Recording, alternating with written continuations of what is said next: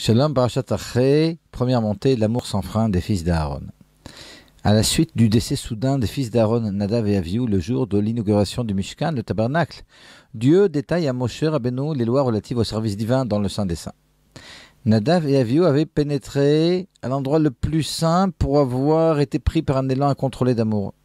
Il fallait donc clarifier la législation relative au service divin et en fixer les modalités. On apprend notamment que seul le Kohen Gadol, le grand pontife, peut pénétrer dans le Saint des Saints, et ceci uniquement le jour de Kippour, et encore pour un service bien déterminé. Le premier verset pourrait se traduire « Dieu s'adressa à Moshe après le décès des fils d'Aaron qui s'approchèrent de Dieu et moururent ». Or le mot « moururent » est superflu après les mots « après le décès ». C'est pourquoi il faudrait traduire après le décès des fils d'Aaron qui s'approchèrent de Dieu, non pas « et moururent », mais qui s'approchèrent de Dieu de façon suicidaire. Le Or HaChaim explique en effet que Nadav et Avihu étaient pris d'un amour sans borne pour Dieu. Ils préférèrent fusionner avec la divinité, quitte à ce que leur âme quitte ce monde, plutôt que de vivre. Cet élan possède évidemment un bon côté, l'amour pour Dieu étant l'un des moteurs principaux d'une vie de Torah saine. Il manquait toutefois aux fils d'Aaron un second moteur, celui du retour vers le monde, celui qui donne une vie non seulement saine, mais une vie saine et équilibrée. Une vie équilibrée sous-entend en effet des oscillations, on pourrait dire sinusoïdales. Lors de la prière, le juif s'approche de Dieu. L'Amida est précédée du Kriyat Shema dans lequel on déclare un amour pour Dieu de tout notre cœur, de toute notre âme, de tous nos moyens.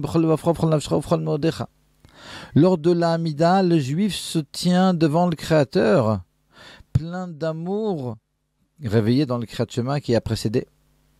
Or, la finalité est de comprendre alors que l'on se tient devant Dieu, que le but ultime n'est pas de fusionner avec Dieu, mais bien de revenir sur terre, d'atterrir et de sanctifier la matière ici-bas.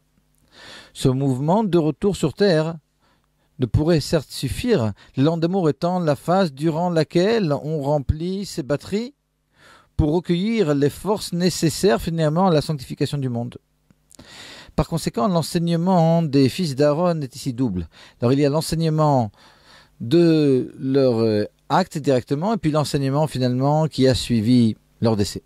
Alors on apprend des fils d'Aaron eux-mêmes l'importance de cet élan d'amour pour Akadosh Baruch Hu, cette volonté de fusionner avec Dieu, mais la leçon finalement de la mort des fils d'Aaron et que cet élan ne suffit pas.